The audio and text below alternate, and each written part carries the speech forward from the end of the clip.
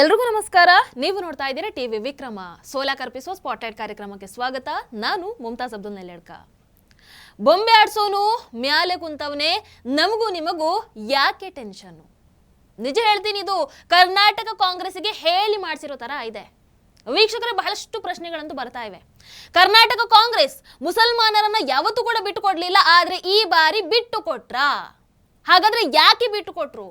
ಮುಸಲ್ಮಾನರ ಮನೆಗಳನ್ನೇ ಯಾಕೆ ಧ್ವಂಸ ಮಾಡಿದ್ರು? ಇನ್ನೊಂದು ಕಡೆ ಇಲ್ಲಿ ಕೇರಳ ಬಂದು ನಮ್ಮ ಕರ್ನಾಟಕದಲ್ಲಿ ಯಾಕೆ ನಮ್ಮನ್ನ ಆಳ್ತಾ ಇದೆ? ಕೇರಳಕ್ಕೂ ಈ ವಿಚಾರಕ್ಕೂ ಏನು ಸಂಬಂಧ? ಹೈಕಮಾಂಡ್ ಯಾಕೆ ಈ ವಿಚಾರದಲ್ಲಿ ಕರ್ನಾಟಕ ಕಾಂಗ್ರೆಸ್ಸಿನ ವಿರುದ್ಧವಾಗಿ ಕೇರಳದ ಪರವಾಗಿ ನಿಂತುಕೊಂಡಿದೆ? ಹೀಗೆ ಬಹಳಷ್ಟು ಪ್ರಶ್ನೆಗಳಂತೂ ಹುಡ್ಕೊಂಡಿವಿ. ಇವೆಲ್ಲದಕ್ಕೂ ಕೂಡ ಈ ಕಾರ್ಯಕ್ರಮದಲ್ಲಿ ಉತ್ತರವನ್ನ ನೋಡ್ತಾ ಹೋಗೋಣ. ವೀಕ್ಷಕರೇ, ಹೈಕಮಾಂಡ್ ತನಗೆ ಬೇಕಾದ ಹಾಗೆ ಕರ್ನಾಟಕ ಕಾಂಗ್ರೆಸ್ ಅನ್ನು ಕುಣಿಸುತ್ತೆ. ಇವರು ನಮ್ಮ ಕರ್ನಾಟಕದ ಕಾಂಗ್ರೆಸ್ ಕನ್ನಡಿಗರ ಸ್ವಾಭಿಮಾನವನ್ನ ಪಣಕ್ಕಿಟ್ಟಾದ್ರೂ ಸರಿ, ಅದೇ ಹೈಕಮಾಂಡ್ ತಾಳಕ್ಕೆ ಕುಣಿತಾರೆ. ಅಲ್ಲ, ನಮ್ಮ ಕರ್ನಾಟಕದಲ್ಲಿ ಕಾಂಗ್ರೆಸ್ ಆಡಳಿತ ಇದೆಯಾ ಅಥವಾ ಪಿಣರಾಯಿ ವಿಜಯನ್ ಅವರ ಕಮ್ಯುನಿಸ್ಟ್ ಸರ್ಕಾರ ಇದೆಯಾ? ನಮ್ಮ ಕರ್ನಾಟಕದಲ್ಲಿ ಹೇಳೋರು ಕೇಳೋರು ಯಾರು ಇಲ್ವಾ?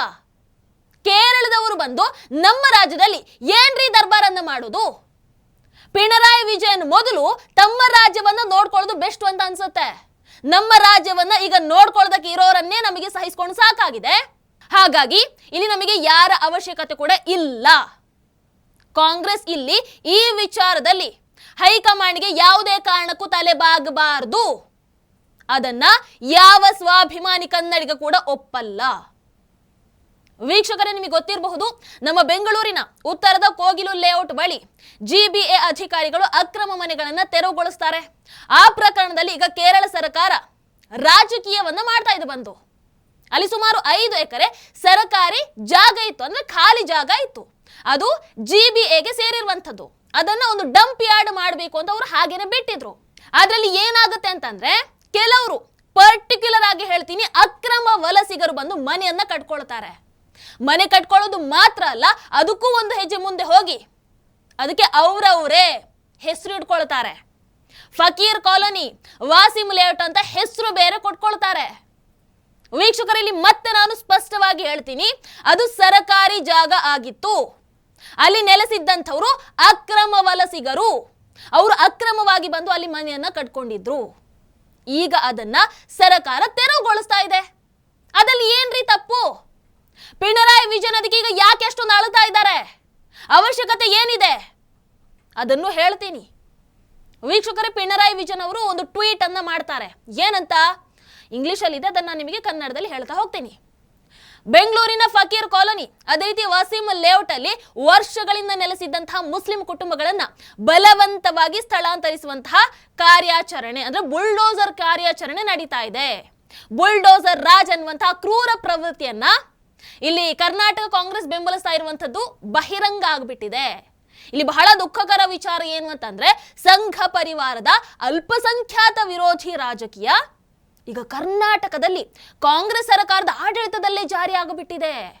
ಭಯ, ಬಲ ಪ್ರಯೋಗದ ಮೂಲಕ ಆಡಳಿತ ನಡೆಯುವಂತಹ ಸಂದರ್ಭದಲ್ಲಿ ಸಂವಿಧಾನಾತ್ಮಕ ಮೌಲ್ಯ, ಅದೇ ರೀತಿ ಮಾನವೀಯ ಗೌರವ ಇವುಗಳು ಬಲಿಯಾಗುತ್ತವೆ. ಈ ಅಪಾಯಕಾರಿ ಪ್ರವೃತ್ತಿಯನ್ನ ನಾವೆಲ್ಲರೂ ಕೂಡ ವಿರೋಧ ಮಾಡಿ ಸೋಲಿಸಬೇಕು. ಹಾಗಾಗಿ ಎಲ್ಲ ಧರ್ಮ ನಿರಪೇಕ್ಷ, ಅದೇ ರೀತಿ ಪ್ರಜಾಸತ್ತಾತ್ಮಕ ಶಕ್ತಿಗಳು ಇಲ್ಲಿ ಒಂದಾಗಿ ಹೋರಾಟವನ್ನ ಮಾಡಬೇಕು. ಯಾರು ಹೇಳುವಂಥದ್ದು? ಕೇರಳ ಸಿಎಂ ಪಿಣರಾಯಿ ವಿಜಯನ್. ಯಾಕೆ? ನಮ್ಮ ಕರ್ನಾಟಕದಲ್ಲಿ ಅಕ್ರಮ ಮನೆಗಳನ್ನ ತೆರವುಗೊಳಿಸ್ತಾ ಇರೋದಕ್ಕೆ. ಅಷ್ಟು ಸಾಕಾಗ್ಲಿಲ್ಲ ಅಂತ ಕೇರಳ ಸಂಸದ ಎ ರಹೀಂ, ಕೇರಳ ಶಾಸಕ ಜಲೀಲ್ ಇವರೆಲ್ಲರೂ ಕೂಡ ಇಲ್ಲಿ ಬೆಂಗಳೂರಿಗೆ, ಕೇರಳದಿಂದ ಬೆಂಗಳೂರಿಗೆ ಘಟನಾ ಸ್ಥಳಕ್ಕೆ ಭೇಟಿ ನೀಡಿ ಕರ್ನಾಟಕ ಕಾಂಗ್ರೆಸ್ ಸರ್ಕಾರದ ವಿರುದ್ಧ ಆಕ್ರೋಶ ಬೇರೆ ವ್ಯಕ್ತಪಡಿಸ್ತಾರೆ. The Congress-led government bulldozing the marginalized people, Muslims and Dalits are the victims, the major victims here.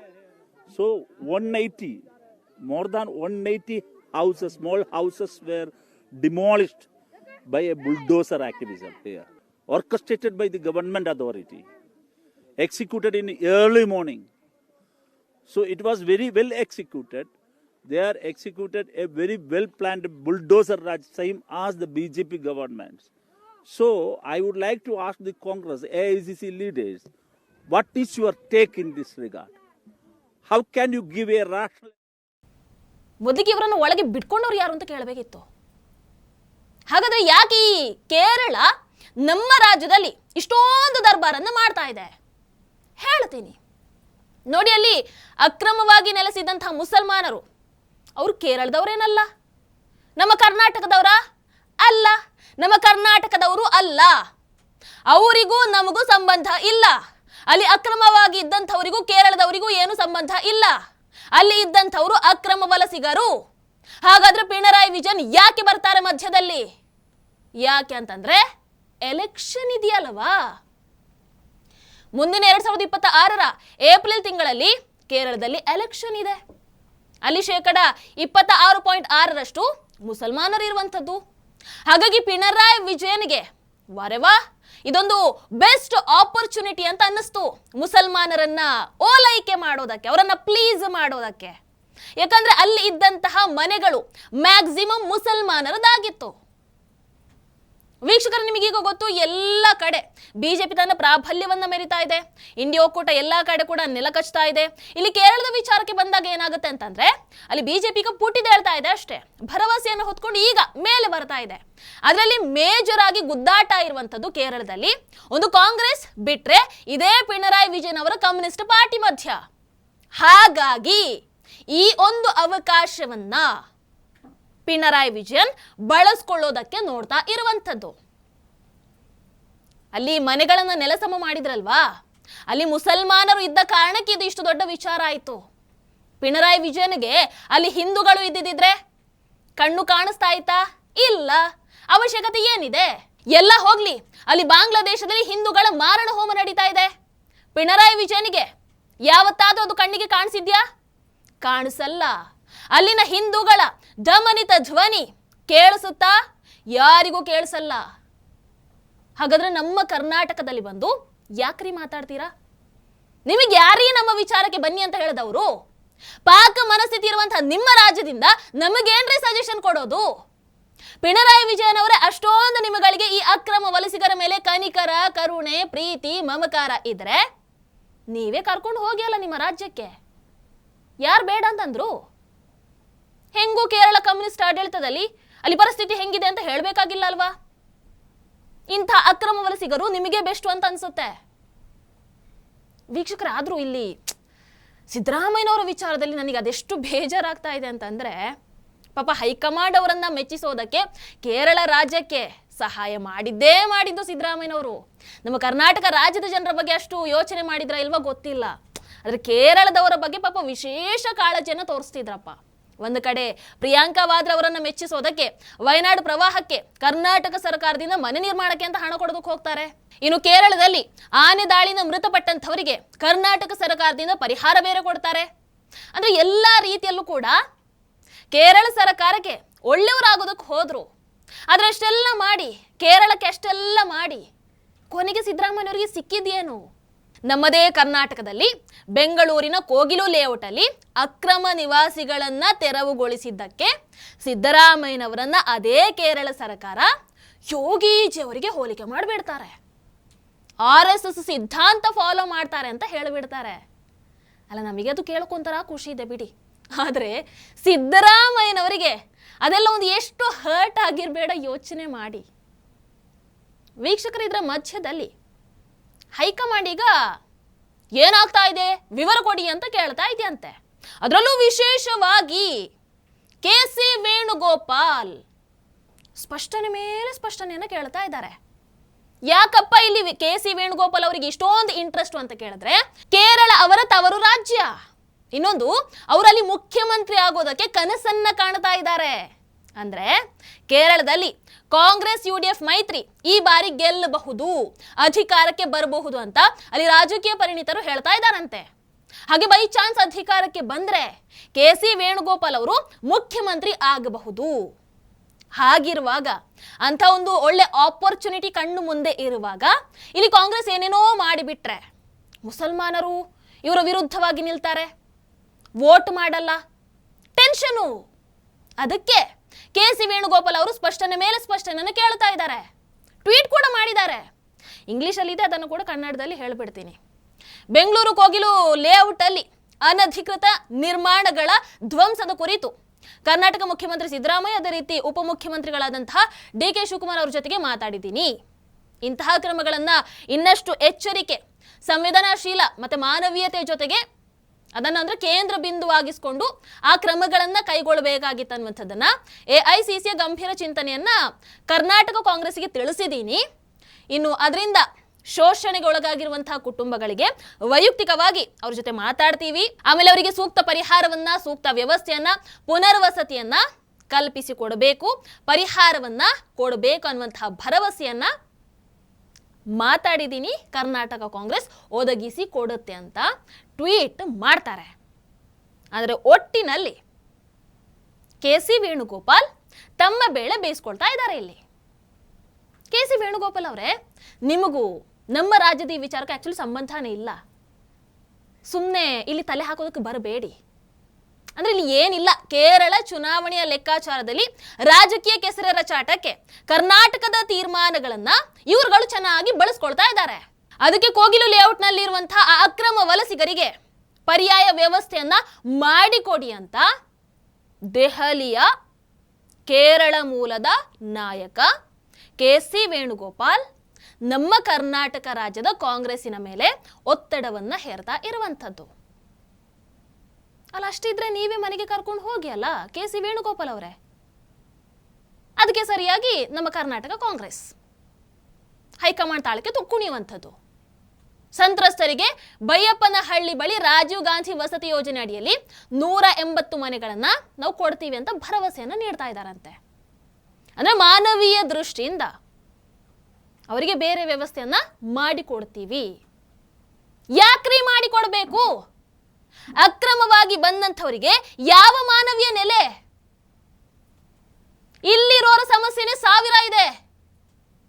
Karnataka ರಾಜ್ಯವನ್ನ ಮಾನವೀಯ ದೃಷ್ಟಿಯಿಂದ ಒಂದು ಬಾರಿ ಆದ್ರೂ ನೋಡಿದೀರಾ ನೀವುಗಳು?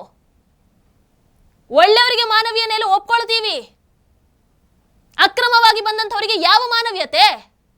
ಅವಶ್ಯಕತೆ ಇಲ್ಲ. ಈ ರೀತಿಯ ಮಾನವೀಯತೆ ಅದು ಇದು ಅಂತ ಹೇಳಿನೇ ಇವತ್ತು ಬಾಂಗ್ಲಾದೇಶಿಗರು ಎಲ್ಲಾ ಕಡೆ ಬಂದು ಸೇರ್ಕೊಂಡು ನಮ್ಮಗಳನ್ನೇ ಮೀರಿಸೋದಕ್ಕೆ ನೋಡ್ತಾ ಇರುವಂತದ್ದು.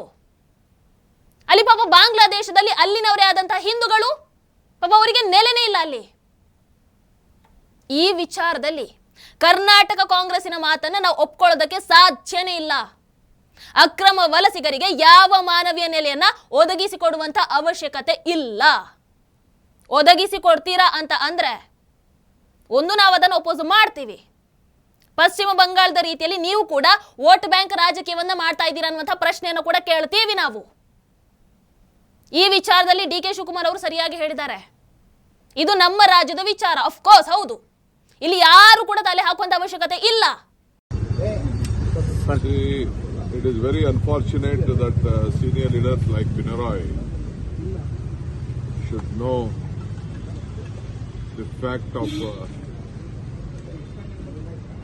what is the issue in Bangalore. Some people, they have encroached. It is a waste dump site which was for putting this waste. It is an quarry pit. It is a very dangerous place where a lot of health hazards are there. And there illegally they have tried to occupy some land grabs. The government and our local MLA also insisted it is very dangerous. We know that we have humanity. We are ready to give them, we have given them opportunity to go to their some new places. They have encroached, all of a sudden they have encroached. None of them are, only few of them are locals, other of them are coming and encroaching places. So it is a quarry pit for a solid waste management. Senior like Pinarayi should not interfere with such type of affairs. We know Bangalore well. We don't want to entertain this slum who just wanted to create this land mafias. So we are trying to protect our land. And those who are eligible, definitely we are ready to give houses to them in the Rajiv Gandhi houses. My Chief Minister also has directed, I have also directed them. I have submitted a report. Even my leaders from Kerala also has. ಯಾರಾದ್ರೂ ತಲೆ ಹಾಕಿದ್ರೆ ಅವರಿಗೆ ಉತ್ತರವನ್ನ ಕೊಡಬೇಕು ಕರ್ನಾಟಕ ಕಾಂಗ್ರೆಸ್. ಅದು high command ಆಗ್ಲಿ ಯಾರೇ ಆಗ್ಲಿ, ಈ ವಿಚಾರದಲ್ಲಿ ಹೈಕಮಾಂಡ್ ವಿಚಾರಕ್ಕೆ ಅಥವಾ ಹೈಕಮಾಂಡ್ ಏನ್ ಹೇಳುತ್ತೋ ಅದಕ್ಕೆ ಕರ್ನಾಟಕ ಕಾಂಗ್ರೆಸ್ ತಲೆಯನ್ನ ಬಾಗಬಾರ್ದು. ತಲೆ ಬಾಗಿಸ್ತೀರಾ ಅಂತ ಅಂದ್ರೆ ಅದು ಕರ್ನಾಟಕಕ್ಕೆ, ಸ್ವಾಭಿಮಾನಿ ಕನ್ನಡಿಗರಿಗೆ ನೀವು ಮಾಡುವಂತ ಅವಮಾನ ನೆನಪಲ್ಲಿರಲಿ. ನಮಸ್ಕಾರ. ಟಿವಿ ವಿಕ್ರಮ, ದೇಶ ನಿಮ್ಮ ಕೈಯಲ್ಲಿ.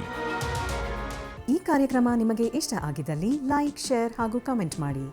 ಟಿವಿ ವಿಕ್ರಮದ ಕಾರ್ಯಕ್ರಮಗಳನ್ನು ನಿರಂತರವಾಗಿ ವೀಕ್ಷಿಸಲು ಸಬ್ಸ್ಕ್ರೈಬ್ ಮಾಡಿ, ಬೆಲ್ ಐಕನ್ ಒತ್ತಿ.